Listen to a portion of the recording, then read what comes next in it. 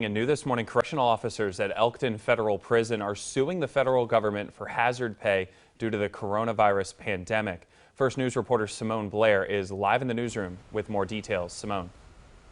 Good morning, Brandon. The federal court system has accepted a lawsuit filed by correctional officers at Elkton Federal Prison. In the case, the officers and their attorneys are seeking additional pay due to the coronavirus pandemic. They say that they are entitled to hazard pay due to federal laws. I spoke with attorney Megan Michak about the case. She says the federal laws show that the Bureau of Prisons should be compensating Elkton officers based on the COVID-19 pandemic. Michak says they're entitled to either hazard pay or environmental pay based on their wage scale. They're also suing for overtime to be recalculated based off that pay and for back pay and interest since the beginning of the pandemic.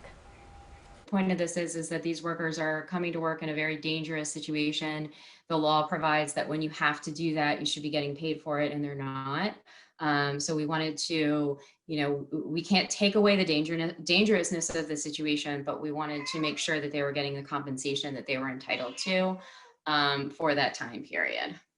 Michak says that a lack of availability of personal protective equipment in the early period of the pandemic will play a role in the lawsuit. Files from the Bureau of Prisons surrounding Elkton outbreaks and the number of staff who had COVID-19 will also be important. Michak says the federal government has until early February to respond to the lawsuit. The Department of Justice, which runs the Bureau of Prisons, could choose to try and get the case dismissed, but otherwise it will move on to the discovery process. I reached out to the Department of Justice multiple times for a comment on the lawsuit, but didn't get a response. Joseph Maley, who's the union president of correctional officers at Elkton, also chatted with us about the lawsuit.